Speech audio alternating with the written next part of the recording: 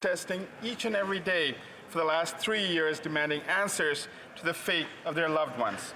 I met a teacher who handed over her husband to the Sri Lankan military in May 2009. She saw him and others get onto a military bus. The men and women are still missing. Last month, the new president of Sri Lanka, Gotabaya Rajapaksa, concluded that those missing persons are dead. His assertions have sent chills and despair amongst the families, many of whom live in Canada. The families are demanding answers. How does he know the missing are indeed dead? How did they die? Who is responsible for their deaths? The families need to know, and in order to have closure and end impunity, a thorough, independent, international investigation that leads to truth and justice is needed now more than ever. Thank you, Mr. Speaker. The Honourable Member for Pierre Boucher, Les Patriotes Verchères. Mr. Speaker, on January 27th, an individual affectionately known to residents of Boucherville as Bob Blong passed away. I'd like to offer my condolences to the Lafranchise family and his sister Janine, who was taking care of him. The realm of René Lafranchise extended from Vieux Boucherville to the eastern quarter. Never without his cap, you could come across him any time of day in the streets of Boucherville looking for bottles to return to the Messier Metro store. With his hard-won pocket money, he would treat himself to something at Catch-Up Restaurant, the Vieux Pub, or the Bar de l'Eau. Bob Blong had a unique way of greeting people. After a few religious references, he might confidently predict rain tomorrow or exhort youngsters to get back to school.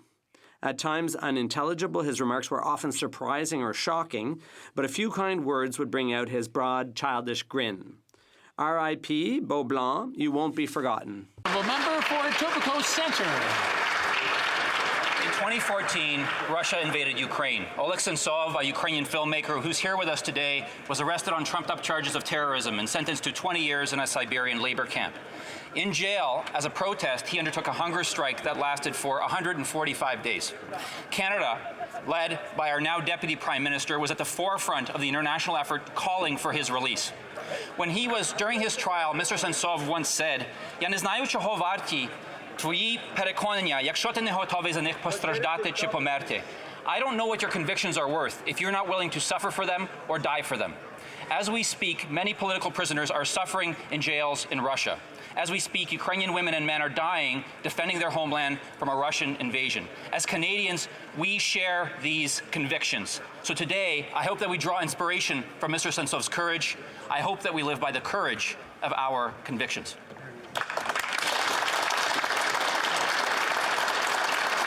I just want to take this opportunity to remind all the members that it's not allowed to point to someone who is here visiting with us in the House.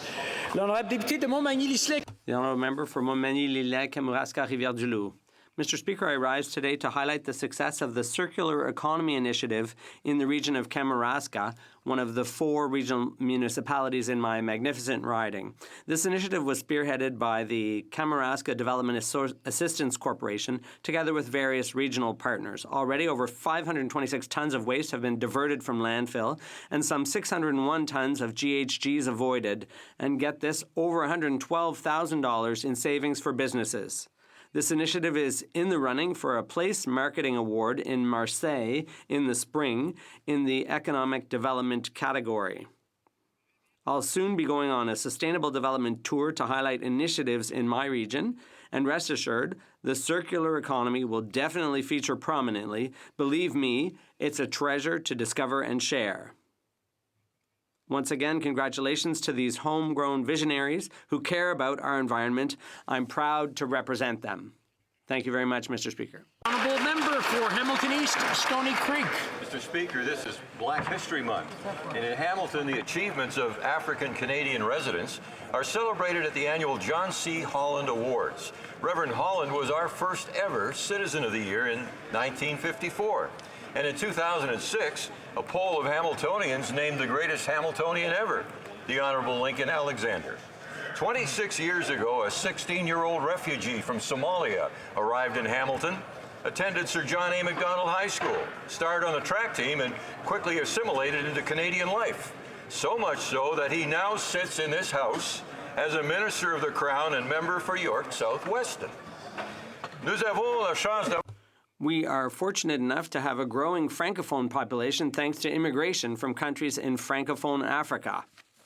Judging by the young award winners and nominees this past Saturday night, Hamilton's Black community will have many more leaders to celebrate as these young people take their place in all levels of Canadian society, the true legacy of Black History Month.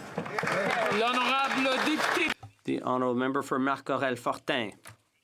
Mr. Speaker, I'd like to take advantage of our return to the House to thank the people of Marc-Aurèle-Fortin who've renewed their confidence in me by allowing me to serve a second term as a federal member of Parliament. So I plan to continue along the same path as during my first term of office, and that's why I'm committed to continuing to work hard to defend the interests of the people of Laval and to ensure that their voices are heard here in the House of Commons of Canada. A very special thank you to my many volunteers, my incredible team, and all the representatives of the cultural communities, without whom this successful campaign would never have been possible. I wish us all a very successful 2020. Thank you very much. Member for Edmonton Riverbend. Mr. Speaker, half of Canadians are expected to be diagnosed with cancer in their lifetime. Today is World Cancer Day, a reminder why we need to continue working toward a world where no Canadian fears cancer. As a nation, we've made significant strides in cancer research, early detection, and treatment. We have more people surviving cancer than ever before. The 5-year survival for cancer has increased to 63%. However, a person's experience with cancer doesn't end just because their treatment is over. The Canadian Cancer Society provides the largest cancer support system in the country and funds groundbreaking research so we can reduce the number of Canadians diagnosed with cancer. Cancer touches all Canadians, whether it's personally or through family and friends. Today helps us remember why we need to keep working together to end cancer. Hear, hear. The Honourable Member for Oakville North Burlington.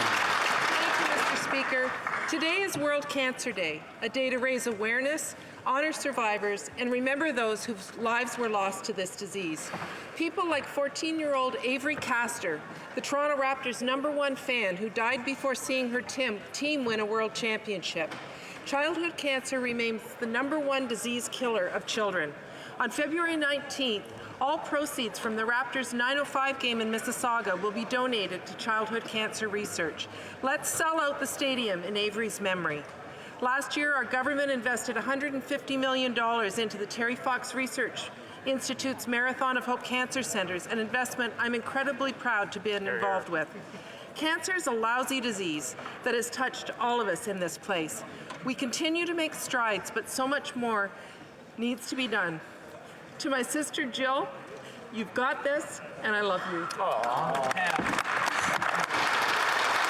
The Honourable Member for Kelowna Lake Country.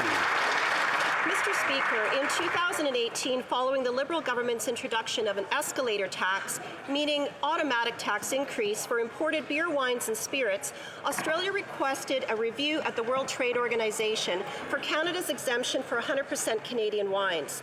The WTO draft report is anticipated in April, with the final legally binding report this summer. This could have a catastrophic effect on some 400 Canadian wineries, including 32 in my community of Kelowna Lake Country, forcing them to bear the burden of tens of millions of dollars in new taxes per year, putting this important industry and 6,000 Canadian jobs at risk. Conservative members asked the government to engage with Australia to resolve the dispute prior to the WTO ruling. The response from the minister responsible stated, Australia's position on the excise duty exemption has been unwavering and clear. Basically, Australia drew a line in the sand, and the minister is saying, what are you going to do? This government needs to take this seriously and come up with a plan for our wineries. Hear, hear. Hear, hear.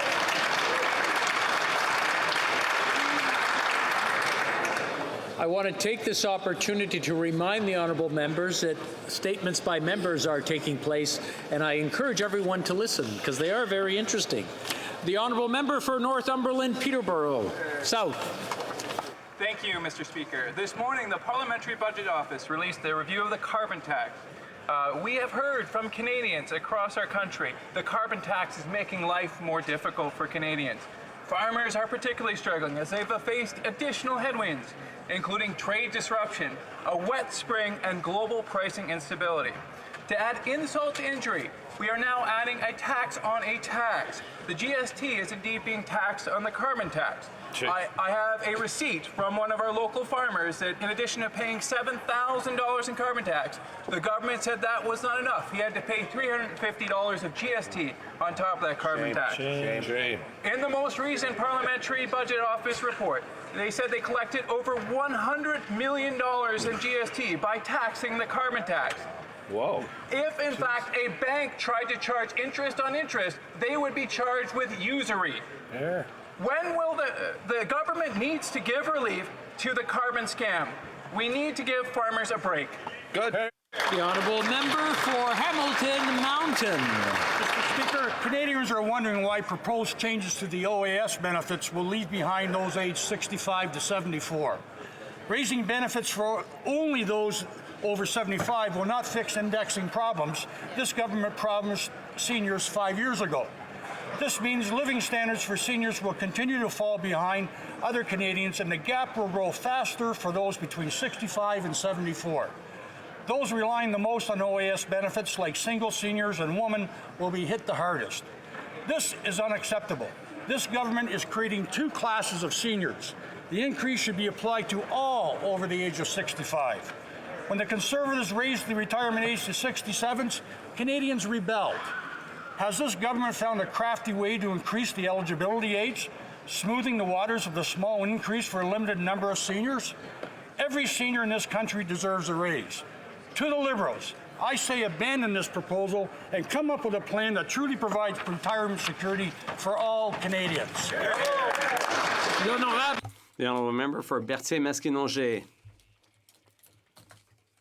Mr. Speaker, the Bloc Québécois has called attention to the abandonment of aluminum workers under CUSMA, but we haven't forgotten what it's done to Quebec dairy producers either. It's scandalous that the government has made 3 breaches in supply management in 3 consecutive trade deals. We will not rest until producers have been fully compensated for these 3 trade deals. We will fight against any further breaches in supply management, starting with the upcoming negotiations with the UK after Brexit. But before Brexit, there's a more immediate challenge. By preventing our producers from exhausting surplus production, CUSMA could undermine supply management. In its haste, the government is making matters worse. My message is simple. Our dairy producers and processors have paid dearly enough already. Enough's enough. The honourable member for Wellington, Halton Hills. Mr. Speaker, freedom of thought, belief, opinion, and expression, including freedom of the press and other media of communication, are guaranteed fundamental freedoms under Section 2 of the Charter of Rights and Freedoms. They are the foundation of a free and democratic society. Last week, the BTLR panel submitted its report to government. Many of the recommendations are so shocking that the government must immediately take a clear and unequivocal stand against them. And saying that it won't regulate news content or news organizations is not good enough, because the recommendations propose that the government regulate all commercial content on the internet, both domestic and foreign. If adopted, these recommendations could lead to the largest regulation and restriction of free speech in Canadian history. This Liberal government must make it clear that the report's recommendations on regulating and licensing internet content are dead on arrival. The honourable member for Hochelaga. Mr. Speaker, every February, Black History Month provides Canadians with an opportunity to highlight the heritage and contributions of the Black community. Today, I'd like to recognize extraordinary Black women who've contributed to a diverse and inclusive Canadian society. Let's remember the first Black federal member of Parliament elected in 1993, Jean Augustine, who was a strong advocate for social justice. As a result of her 1995 motion, the February Federal Declaration of Black History Month was unanimously passed. Let's remember Rosemary Brown, the first black woman to be elected to a provincial legislature and the first woman to run for the leadership of a federal party in 1975. She was active in the fight against racism and sexism and worked to improve services for immigrants, people with disabilities, seniors, and the marginalized. I thank these black women who, along with so many others, paved the way for all women in politics. Thank you, Mr. Speaker. Oral questions, question orale, the Honourable Leader of the Opposition.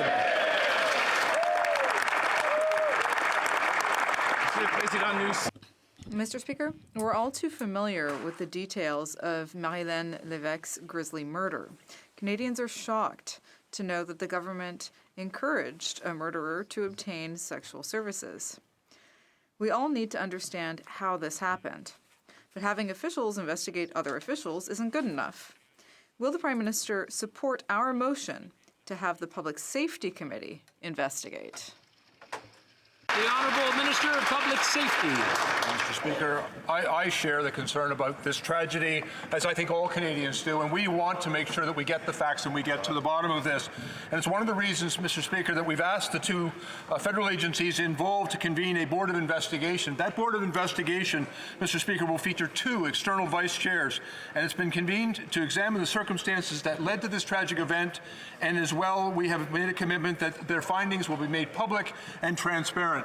Mr. Speaker, we encourage a thorough examination of all aspects of this, but I think it's very important to focus on what actually happened rather than make presumptions based on misinformation. L'Honorable Chef de l'Opposition. The Honourable Leader of the Opposition. What actually happened was that a violent murderer was encouraged to seek the services of a sex worker. That is unacceptable, and a parliamentary committee has the right and the obligation to do its work to find out what happened. Hear, hear. Now, Marilyn Lévesque did not deserve to die because of someone's decision like this. Today, the Minister of Justice introduced a bill to require new sexual assault training for judges, but it is silent on training for members of the parole board. Given recent events, will the government expand this training to ensure parole board members and parole officers receive similar training? The Honourable Minister of Public Safety. Mr. Speaker, the bill that was introduced today, I think, is a very important one, and I'm encouraged to hear of the member opposites and party opposites' support for it. We believe that training is very important, and one of the things that will be examined in the investigation currently undertaken is to look at the policies, procedures, and training currently available to all members who are involved in this activity. And so, Mr. Speaker, we do certainly support where training is required, that it be made available and that it be effective in ensuring such a tragedy does not occur again. The Honourable Leader of the Opposition. Well, we're encouraged that they have decided to adopt our bill, and given his comments, we look forward to amendments that could be moved at committee to ensure that the training is expanded. But the fact remains that Marilyn Lévesque was murdered because of decisions made by people involved in approving her release plan. So, simple question, are the people who approved a release plan that included a violent murderer getting services from a sex worker still hearing cases today? The Honourable Minister. I think it's important to recognize that in this particular tragic case, the parole board actually issued rather explicit and written instructions that was not to occur. Now, unfortunately and tragically, someone has made that decision, and that individual will be held to account. And that individual is not currently involved in any decision-making with respect to any prisoner. We are going to ensure that we get the facts of this case, Mr. Speaker, and we will act on those facts to make sure that this terrible tragedy never occurs again. The Honourable Member for Charles-Bourreau-Saint-Charles. Mr. Speaker, the government tabled a bill today about sexual assault training for judges, but it forgot to include parole board members. The Prime Minister knows that the parole board has been in crisis for the last 2 weeks, since we learned that it granted parole to a violent murderer who went on to pay for sexual services. It's unbelievable that these members didn't recognize the danger of such a decision. When will the government include the training of parole board members in its bill? Mr. Speaker, as I've indicated, last September, the Parole Board of Canada explicitly opposed letting this accused visit massage parlors while on day parole. At the same time, we have undertaken to do a comprehensive review of not only the facts and circumstances of this case, to deal with any issues of misconduct, negligence, or error, but also to examine our policies, procedures, training, that directs the work of the Parole Board and others involved in these decisions to ensure that it is appropriate to prevent this from happening again. And we are very open to making changes to ensure that people have the appropriate training so that the great decisions can be made. Honourable Member for Belleuil-Chambly. Mr. Speaker. Excuse me, that was my mistake, actually. We're going back to the Honourable Member for Charlebourg-Haute-Saint-Charles. Sorry. Mr. Speaker, today I tabled a motion calling on this House to condemn the Parole Board's decision to allow a violent murderer to obtain sexual services. We're also calling on the Liberal government to instruct the Standing Committee on Public Safety to hold meetings to look into the case. Marie-Hélène Lévesque didn't deserve her tragic fate. We owe it to her to get to the bottom of this. But first, a question.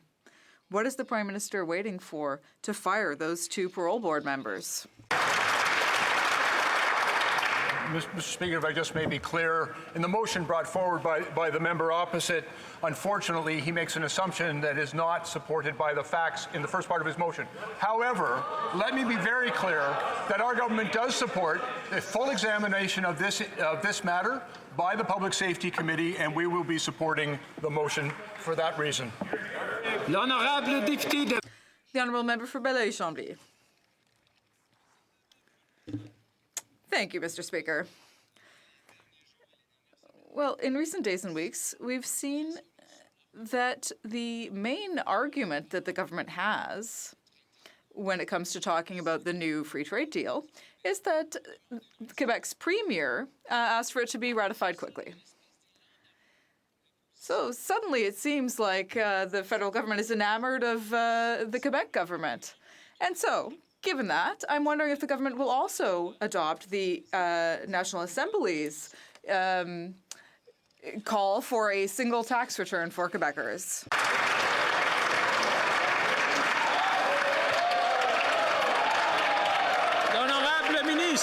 The Honourable Minister. Mr. Speaker, I want to reassure my colleague that there will not be a single tax return form for Quebec. The federal government will continue to administer the tax returns so that we can protect jobs in Quebec's regions, so that we can meet the needs of francophones all across Canada. And for those reasons, we will continue with the status quo, but we will continue to work hard with Revenue Quebec, which is an important partner. The Honourable Member for Belleuil-Chambly. Well, it's strange that the minister thinks I would be reassured by that, or any member of the National Assembly. But since the government has partially seen the light, perhaps I'll quote the Quebec Premier here. He said that he would like Quebec's secularism bill to be respected and that it not be challenged before the courts. That's from your great friend, François Legault. So will the government now recognize the legitimacy of Bill 101? Or 21, rather. The Honourable Minister of Justice. Mr. Speaker, from the very beginning,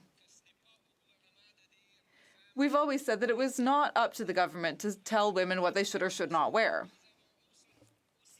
But we also said that we wanted to see what would happen in Quebec. Now, there are Quebecers who are challenging the bill before the courts, and I think that's the right thing to do.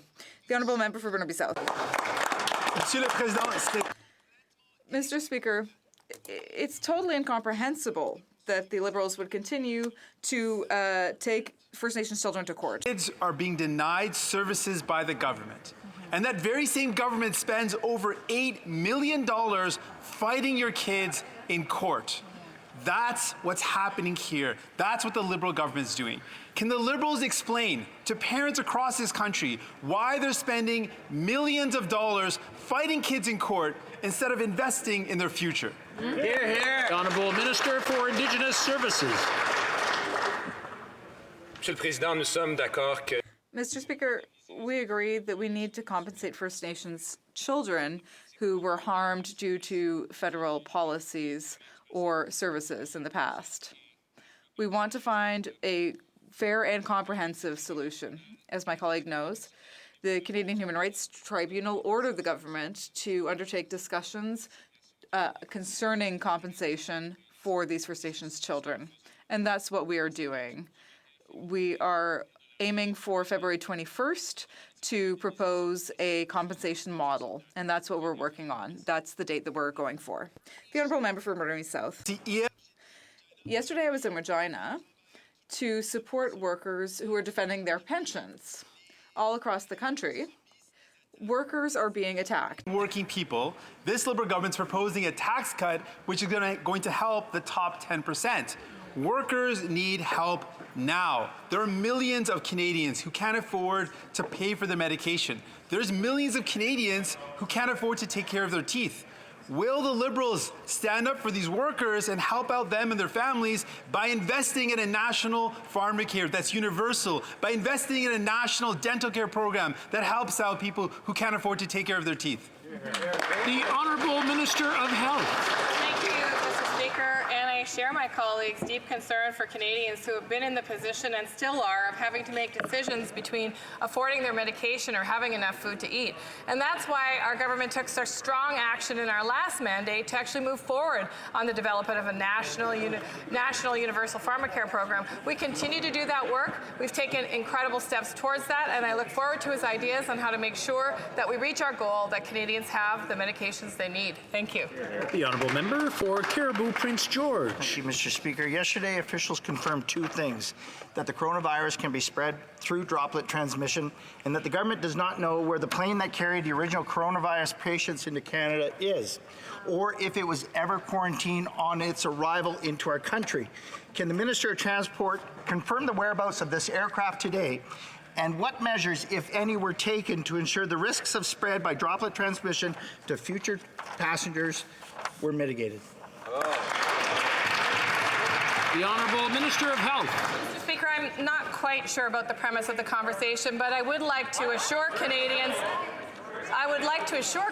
that, in fact, that is right. The virus is spread through droplets. The plane will be completely clean upon arrival to transport the Canadians, as well as the Canadians will be screened.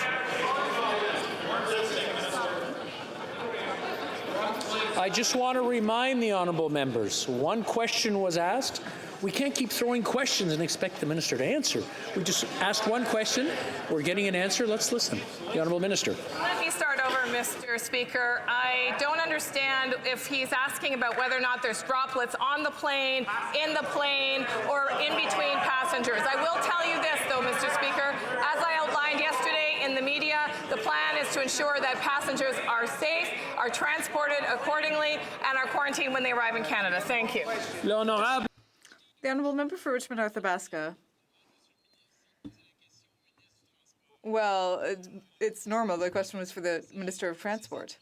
Yesterday we said that flight CZ311 had been contacted and that it posed no risk to the population, but the problem is that that type of plane can contain up to 335 passengers. So those passengers that she talked about were the ones who were within 3 meters of the passengers affected by coronavirus.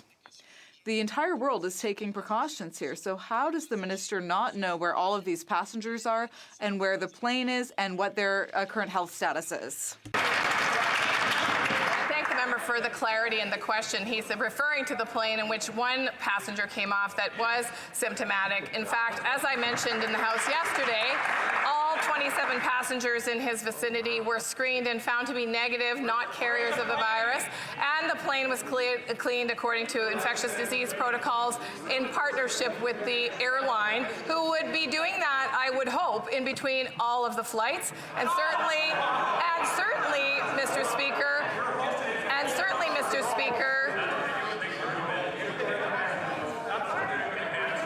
The Honourable Member for Edmonton Riverbend. Thank you, Mr. Speaker. So first of all, she says it will be. Then she says it hopes it will be cleaned. Where is the plane? Yesterday, the Health Committee learned that the government had not located the plane carrying the first confirmed coronavirus case. There's no knowledge of whether passengers immediately reboarded the plane or whether proper sanitation processes took place. Right. Locating this plane is crucial. Is there any chance that others traveling on this plane could have caught the virus and gone undetected? That's right. Here, here. Honorable Health Minister. Thank you, Mr. Speaker. You know, one of the interesting elements of the coronavirus outbreak has been the spread of misinformation and fear across Canadian society that was actually noted by an interviewer on the weekend. In fact, she asked me, how can Canadians be assured that they're getting the right information? And I think one way might be that the opposition doesn't sensationalize the risk to Canadians and allows Canadians to understand where they can find effective information. The honourable member for Calgary Skyview. Mr. Speaker, the Trans Mountain expansion moving forward is helpful, but these Liberals passed Bill C-69. That means no private sector pipelines will be built or proposed in Canada again. My constituents in Calgary Skyview are out of work, underemployed, and losing hope because these Liberals cancelled Northern Gateway, killed Energy East, and delayed the Trans Mountain pipeline for years. One pipeline to global markets is not enough. Will these Liberals listen to constituents and Canadians and scrap Bill C-69? The Honourable Minister of the Environment. Thank you, Mr. Speaker. The Impact Assessment Act was developed to ensure that projects would move forward, that good projects would move forward in the right way. We are very proud of the work that was done on the Impact Assessment Act. It will ensure that we are considering all of the environmental effects and ensuring that good projects actually do move ahead. Of course, we were very pleased today to see that the Trans Mountain pipeline will be going ahead. That is an important project for the energy sector, and it's an important project for all Canadians. The Honourable Member for l'Honorable Député de Louis. The Honourable Member for Louis Saint Laurent. Mr. Speaker, good news for Canada today. The Court of Appeal, in a unanimous decision, gave the green light to the Trans Mountain project. That's a victory for all Canadians, particularly for energy workers. It's also a victory, though, for the current government and future governments. Why? Because during the construction period and the 20 years following, we're talking about $21.6 billion that Trans Mountain will bring in revenue. That means that each minister will be able to spend more. So my question to the Minister of Heritage, what will he do with all that money? The Honourable Minister of Natural Resources. Mr. Speaker, I'll take this opportunity to answer the question by addressing the court's ruling today on TMX, because we know that in Canada in the 21st century, good projects can only move forward when we consult and address environmental concerns and the concerns of Indigenous communities and local communities. We know that there are a lot of diverse views on TMX. We know that there are a lot of diverging views on today's decision, but we remain steadfast in our commitment to TMX and that it moves forward in the right way by rolling up our sleeves, by doing the hard work. We are getting this project built. Thank you, Mr. The Honourable Member for Lakeland. Mr. Speaker, today's court decision on TMX is welcome, but it's not enough. It was supposed to be in service 2 months ago, and the Liberals are losing $20,000 a day on it. What's still missing is a concrete plan from them. Legal threats remain, and here's what opponents say. They will be, quote, larger and more disruptive than last year. They're, quote, prepared to do whatever it takes to stop this pipeline, and, quote, no matter who approves it, this pipeline will not be built. So, what will these Liberals actually do against these threats, and when will they guarantee an in-service date for the Trans Mountain expansion? The Honourable Minister of Natural Resources. Today, work on the Greater Edmonton Pipeline construction is underway. Work at the Edmonton Terminal. And Quebec support it. And yes, the Quebec government and the Quebec Premier support it as well. There is a consensus of all the stakeholders except the Bloc Québécois. And I'd like to reach out to them and say, well, we're listening, so let's all work together and support the agreement. The Honourable Member for Montcalm. Mr. Speaker, When the government wants to avoid explaining why it abandoned aluminum workers, it quotes François Legault as though his word were worth its weight in gold. So the Quebec Premier's word should be worth just as much when it comes to other issues, like health care, which is a provincial jurisdiction.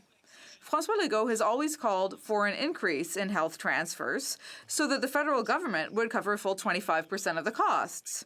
Will the government respect Quebec's request here and increase the health transfers to the province? The Honourable Deputy Prime Minister. Mr. Speaker, today I see that the Bloc is trying to underline the fact that the Liberal government is not the government of François Legault. I think that everyone knows that that's the case. There are issues that we do not agree on. And that underlines the importance of the fact that François Legault, who's not always in agreement with us, does support the new agreement strongly, because he understands, like we do, that it's good for Quebec. The Honourable Member for Mégantic-L'Érable. Mr. Speaker, since the $186 million Invest in Canada program was launched, the PBO has raised a number of questions about how it's been managed by the Liberals. Transparency, accountability, and performance were found to be very lacking. The Prime Minister likes to repeat that he wants to work with opposition parties. So will he commit to working with the Auditor General and supporting him in his investigation, as this House has told him to do? The Honourable Minister. Mr. Speaker, openness and transparency are characteristics of our government, and we support oversight of our infrastructure program. I want to remind everyone, all Canadians, that during the last election, it was the Conservatives who wanted to cut $18 billion from our infrastructure investments. So which projects did the Conservatives want to eliminate? The Blue Line for Montreal, the Montreal Tramway, the Champlain Bridge, investments in affordable housing? What? The Honourable Member for Mégantic-L'Érable. Half of the money she's talking about hasn't even started to be invested, Mr. Speaker. The Liberal government had no problem finding $10 million for Omar Khadr. They helped Loblaws buy refrigerators with $12 million. Since they love cheap credit, they found $50 million to give to MasterCard. This House has spoken. The Auditor General needs to look into the Liberals' infrastructure fiasco. Since the Prime Minister always has money to throw around somehow, will he commit to giving the Auditor General's office the resources it needs to carry out the mandate given to him by parliamentarians? The Honourable Minister. Thank you, Mr. Speaker. I want to thank my colleague for showing how science-based decisions are important, and that's why the Auditor General's work is so important. That's why, during our last Parliament, we invested so much in science, accountability, transparency, and openness to ensure that our infrastructure investments would be better understood and their impact would be better understood by Canadians, including by the Conservative Party. Member for Calgary, Nose Hill. Today, the Liberal-appointed author of a report that recommended to regulate news media in Canada was quoted in a CBC article as follows: the CRTC would be best positioned to decide whether an outlet is practicing journalism, and suggested they could judge which news outlets exhibit journalistic independence, and ergo could be exempted from licensing and registration requirements. Will the Prime Minister reject and condemn this assault on free speech? The Honourable Minister of Heritage. Mr. Speaker, our government believes in a strong, free and independent press. The report we received last week from an independent panel specifically excluded news media from licensing requirements. I want to be clear on our intentions. Our government will not impose licensing requirements on news organizations, nor will we regulate news content. Thank you, Mr. President. The Honourable Member for Calgary, Nose Hill. That was code for no, Mr. Speaker. So yesterday, in response to a question on how he would define who would be regulated and licensed under their upcoming legislation, the minister spectacularly fumbled and said, media can be confusing. So let me make it clear for him. There was no one in Canada who wants the press to be regulated by his government or the CRTC or any government outfit. Will they just condemn this flat out and uphold freedom of speech in Canada? The Honourable Minister of Canadian Heritage. Mr. Speaker, there seems to be quite a bit of confusion between members of the Conservative Party. On one side, the member for Durham says that that report would be dead on arrival. On the other side, the member for Calgary Nose Hill said that the report doesn't go far enough and promotes status quo.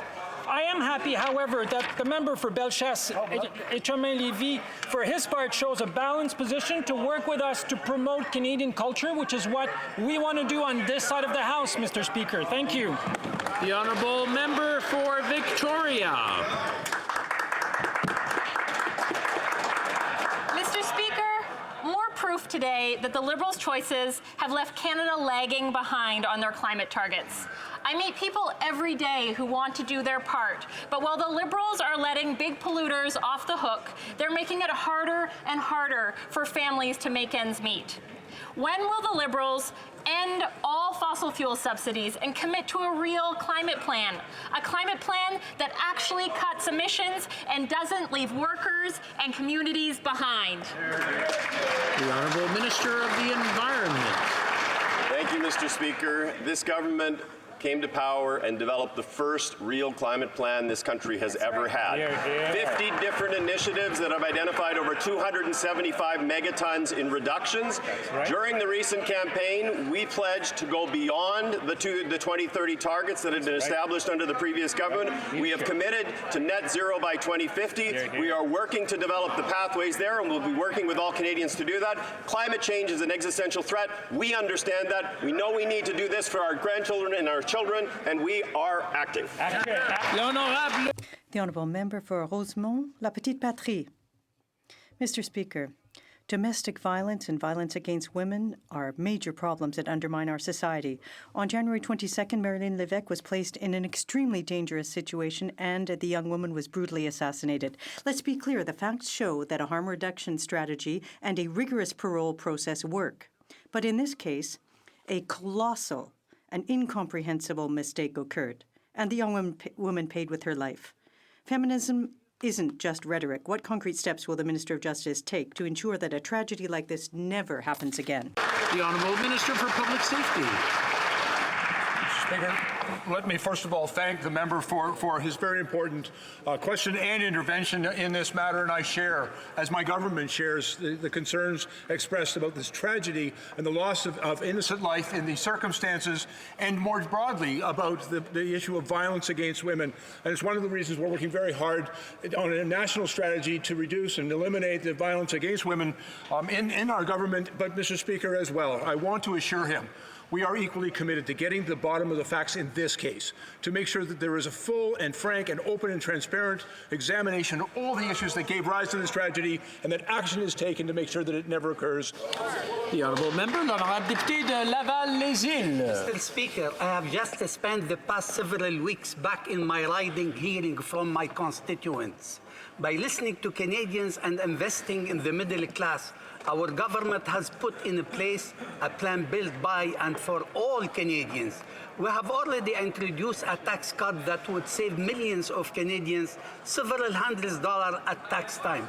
Can the minister please tell this House how Canadians about the next step in our plan to continue growing the middle class and our economy? Thank you, Mr. Speaker. Good job. The Honourable Minister of Finance. I'd like to thank the member from Laval-les-Îles for his question, and also for the work he's doing to listen to his constituents and how we can build Budget 2020. We're in the midst of doing our pre-budget consultations this year. We're listening to Canadians, the things I think we should be putting in the budget, and also how we can keep the economy strong and resilient in the face of challenges. In our budget, we're going to be working to make sure that we keep the middle class strong. We'll be working to ensure that our environment is strong. We'll be looking to make sure that we keep Canadians safe and healthy, and of course that we continue to reconcile with Indigenous peoples. I look forward to working with all members of this House in Budget 2020. L'Honourable Député. The Honourable Member for Beauce. Mr. Speaker, I'm taking advantage of the presence of dairy producers of Canada this week who are on the Hill to remind the government that under previous free trade agreements they had promised to produce some impact assessment studies on concessions made. A new agreement is on the verge of being ratified, but the studies haven't been released yet. We continue to call for them. And we know, in fact, that one of the hardest hit sectors is the dairy sector. Will the government finally give Canadians some answers? The Honourable Deputy Prime Minister. Mr. Speaker, the Liberal government created supply management. A Liberal government is preserving supply management. It's important to point out that the objective of the government at the outset, in fact, the objective of the U.S. government was to dismantle it. And we have received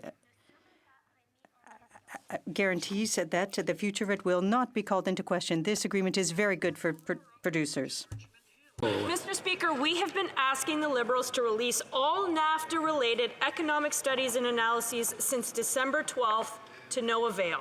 As parliamentarians, Canadians entrust us to make decisions on their behalf, and they expect us to have all the information to do so before we vote. The government's refusal to reveal the upsides and downsides of the new NAFTA are not the actions of an open and transparent government. What exactly are the Liberals trying to hide? The Honourable Deputy Prime Minister. Mr. Speaker, we're not hiding anything. We are very proud of the new NAFTA. Steve Verheuel, the chief negotiator of this agreement, who is respected on all sides of the House, was made available to the Leader of the Opposition immediately after the Protocol of Amendment was signed. When it comes to the economic analysis being prepared by the Chief Economist of Global Affairs, as soon as this analysis is complete, we will publish it and share it with all members of this House. Louvain. Thank you, Mr. Speaker. It's time for the stubborn Liberal government to admit that their damaging carbon tax is crippling our farm families and communities.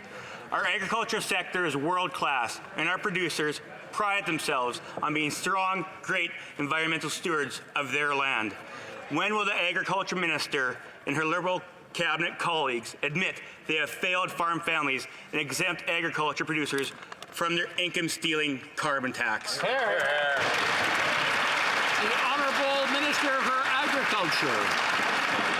Mr. Speaker, the agricultural sector is very important to us, and we work closely with the representatives of all sector and with my provincial colleagues as well. Mr. Speaker, we are listening, and we are always ready to make practical solutions, put practical solutions in place and improve our mechanism. You know, there are exemptions for fuel used on farmers, by farmers for agricultural activities, and also rebate on commercial greenhouse gas operation. Mr. Speaker, we're there to support our farmers. The Honourable Member for Carleton Trail, Eagle Creek. Farmers pay an inordinate amount of this Liberal government's carbon tax directly through costs like heating and grain drying, and indirectly through transportation, fertilizer, and more. That's right. A recent analysis by APAS reveals that when the carbon tax hits $50 per ton in 2022, Saskatchewan producers will lose 12% of their net income to this Liberal tax. Will the Prime Minister now admit that his carbon tax unfairly targets Canadian farm families? The Honourable Minister of the Environment. Speaker, we certainly recognize that the 2019 harvest has been a challenging year for farmers in terms of climate and trade disruption. We are listening, and we are committed to finding practical solutions to the issues that farmers face. We have taken numerous steps to ensure the realities of the agricultural sector are reflected in our pollution pricing policy, including by exempting fuels for on-farm use. I am certainly working closely with my colleague, the Minister of Agriculture, looking at all options. The Honourable Member for Repentigny. The government quotes François Legault's support for CUSMA to excuse its inability to defend Quebec aluminum. Look, Mr. Speaker, I want to take this rare opportunity where the authority of the Quebec Premier is respected in this chamber to quote him once again. Mr. Legault is calling for Quebec to be solely responsible for environmental assessments of projects on its territory. The federal government must respect Quebec law like anyone else. It goes without saying, doesn't it? Will the government respect Quebec's environmental sovereignty, or will the aluminum file the only one where it agrees with the Quebec Premier and government?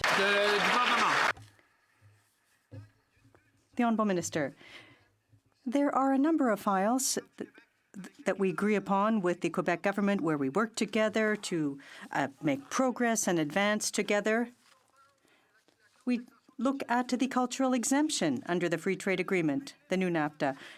The Prime Minister of Canada stood for it. It's extremely important for the cultural sector in Quebec, for all members in this House, for all. We took a stand on aluminum. We are taking a stand there as well. On Quebec, we are standing for Quebec on many files. The Honourable Member for La Pointe-de-L'Île.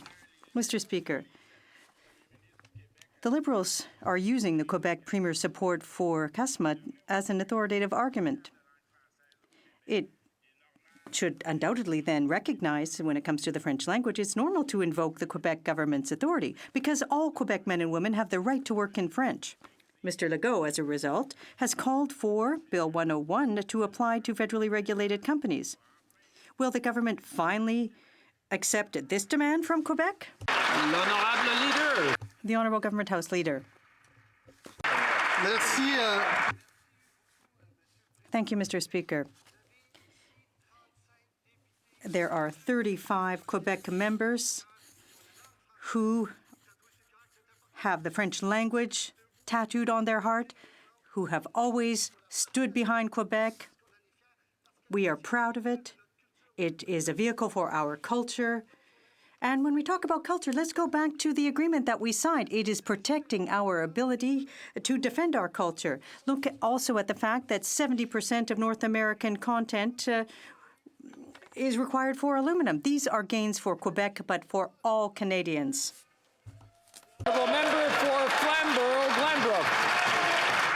Mr. Speaker, the boycott, divest and sanctions movement continues its campaign against Israel on Canadian campuses and Canadian cities.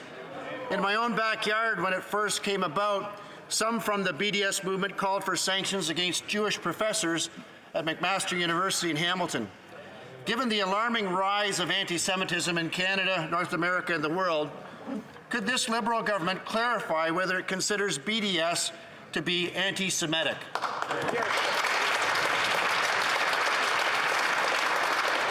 The Honourable Minister for Foreign Affairs. Mr. Speaker, we always stand up for Canadian values and Canadian principle. We will continue to do so, not only in Canada, but on the international stage, Mr. Speaker. Thank you. The Honourable Member for Sherwood Park, Fort Saskatchewan. Mr. Speaker, a year and a half ago, my motion calling for the immediately listing of the IRGC as a terrorist entity passed the House of Commons with Liberal support. The minister voted to act and then failed to act. Now, last month, the IRGC shot down a civilian airliner with 2 separate missiles, killing many Canadians. So Canadians do want an explanation from this government. Why did the government choose not to list the IRGC? Good question. The Honourable Minister for Public Safety. Thank you very much, Mr. Speaker. We remain unwavering in our commitment to keep Canadians safe and to continue to work with the like-minded countries to ensure that Iran is held to account for its support for terrorism. We've imposed sanctions on Iran and the IRGC, as well as senior-level members of its senior leadership. Canada has already taken a number of significant actions against the IRGC, including listing the Quds Force as a terrorist entity. Last year, Mr. Speaker, we added 3 additional Iran-backed groups to the criminal code to list as terrorist entities. The listing of entities is an ongoing process, and government officials continue to assess all groups and monitor new developments. Thanks, Mr. Speaker. The Honourable Member for Sherwood Park, Fort Saskatchewan. Mr. Speaker, it's just not true for the minister to say that the government has taken action against the IRGC. The Quds Force was listed by the previous Conservative government, and that minister, along with the others, stood in their place and voted to, quote, immediately list the IRGC. They cast that vote over a year and a half ago. Now, Canadians want answers. It's a very, very simple question. Many Canadians were killed in this flight, and the government had chosen not to list the IRGC. People deserve to know, why did the minister choose not to list the IRGC as a terrorist entity after voting a year and a half ago to immediately do precisely that? The Honourable Minister. Well, Mr. Speaker, as I mentioned earlier, the listing of entities is an ongoing process. We rely on government officials to continue to assess all groups and to monitor new developments. I'm sure the minister appreciates the coaching he's getting, but it's rather loud, and I'm not being able to hear anything. The Honourable Minister. Thank you, Mr. Speaker. As I've already indicated, the Quds Force has already been listed by Canada as a terrorist entity, and last year, Mr. Speaker, we took the additional steps of adding 3 additional Iran-backed groups, which were proxies for terrorist activities, and listed them under the criminal code. Mr. Speaker, we continue to engage in that process and to monitor developments as they become apparent. The Honourable Member for Scarborough Agincourt. Mr. Speaker, last year, Canada's summer jobs created more than 70,000 opportunities for youth across Canada, with hundreds of small businesses and local organizations benefiting in Scarborough alone. In my riding of Scarborough Agincourt, 242 summer jobs were created. The Canada Summer Jobs Program creates valuable work experiences for youth across Canada, while helping them gain the skills and experience they need as they start their careers and successfully join the labour force. Could the minister please update the House on this year's program and the benefits for both employers and youth? The Honourable Minister.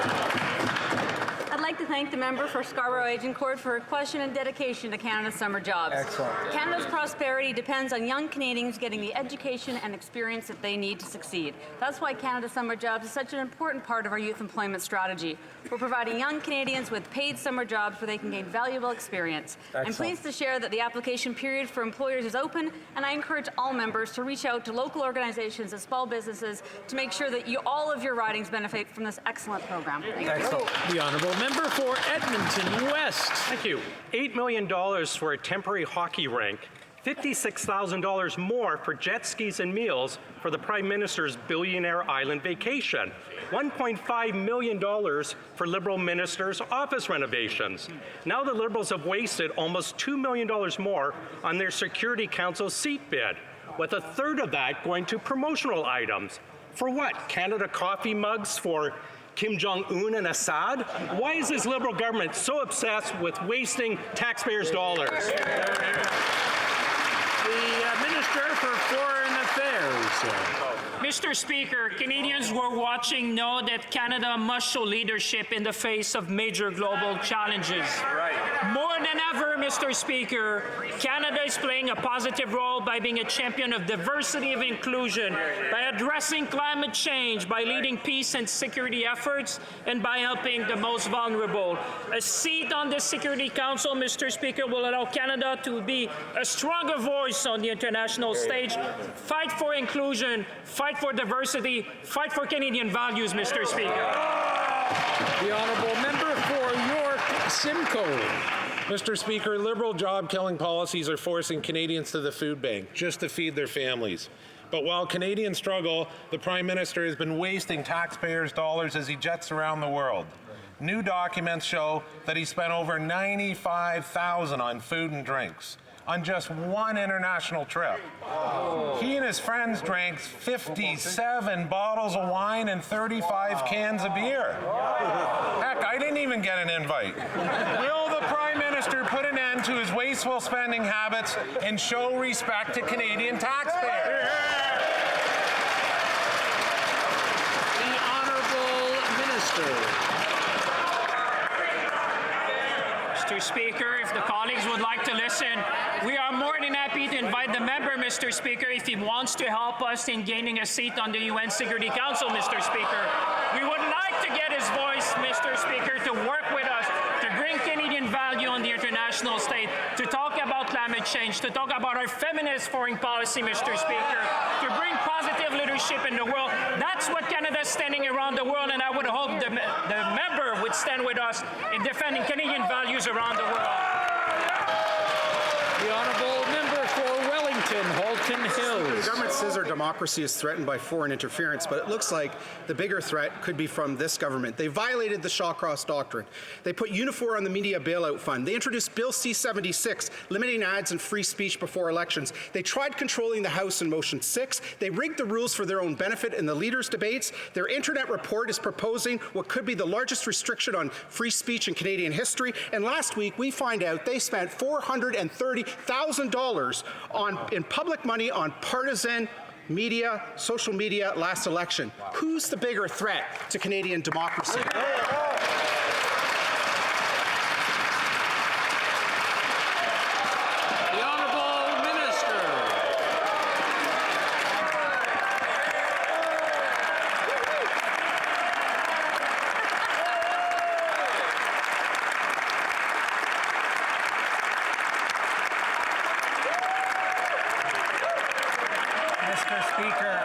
Mr. Speaker, let me begin the first time I have to take my seat and to take the floor in this House by congratulating you and thanking my former University of Toronto college classmate, for his question.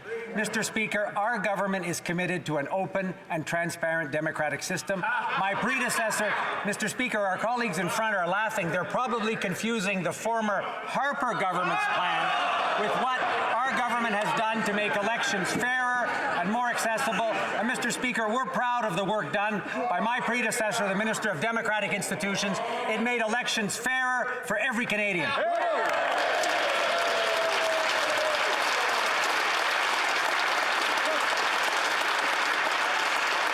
The honourable member for Cape Breton-Canso. Mr. Speaker, too many people in my riding of Cape Breton-Canso have been unable to find a family doctor or a primary care team. That means that many of my constituents have to travel to Halifax or other cities just to get a checkup or a prescription. Can the Minister of Health please tell my constituents what this government is doing to help the provinces improve access to family doctors or primary care teams? Good question. The Honourable Minister of Health. Merci, Monsieur le Président. Thank you, Mr. Speaker, and I thank the member for Cape Breton-Canso for his question. Rely on our healthcare system, and yet more than 5 million Canadians don't have access to a family doctor or primary healthcare team. We know there's more to do. We're making significant investments, including more than $40 billion to the provinces and territories this year, and we'll keep working with partners like the province of Nova Scotia and the member for Cape Breton-Canso to make sure that all Canadians get the care they need when they need it. Thank you, Mr. Speaker. Honourable member for Edmonton Strathcona. Mr. Speaker, Canadians take great pride in the peacekeeping and development work we do.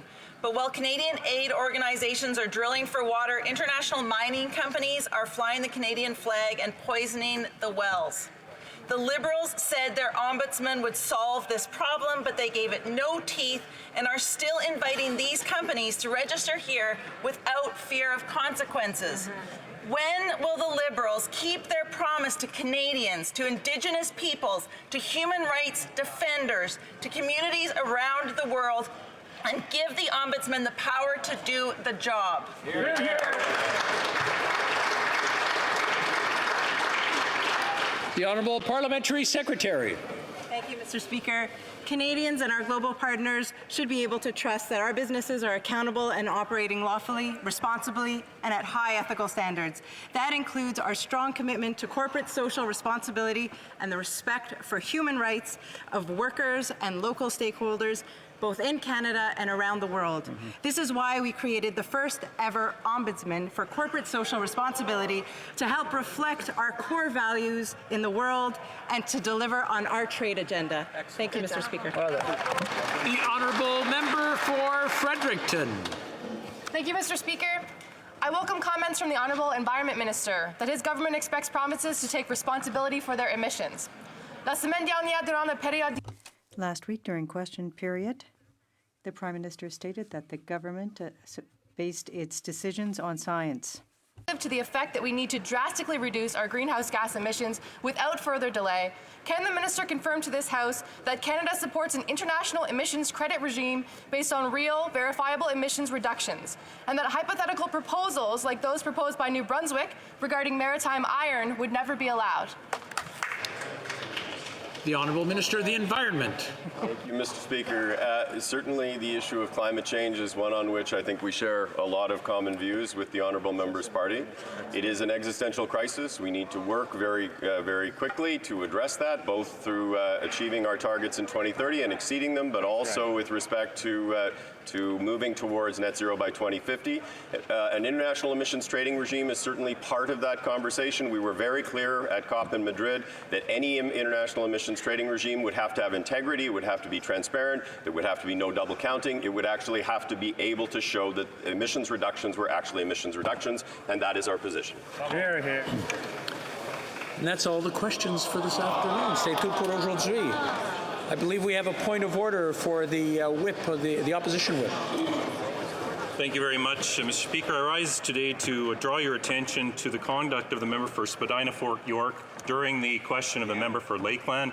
The member for Spadina Fort York was mocking and mimicking the voice of our colleague, making fun of the way that she speaks in this House. Mr. Speaker, this member has worked hard to get here. She stands up for women across this country, and to have that member mocking the way that she speaks, he should stand in his place and apologize. The Honourable Member for Spadina North York, or sorry, Fort York. Clearly whatever I did during question period angered the opposite side, and I apologize for it. Point of order, the Honourable Member for Burnaby South. Thank you very much, Mr. Speaker. Mr. Speaker, I believe if you seek it, you will find unanimous consent for the following motion. That notwithstanding any standing order or usual practice of the House, Bill C-5, an act to amend the Judges Act and the Criminal Code, be deemed read a second time and referred to a committee of the whole, deemed considered in committee of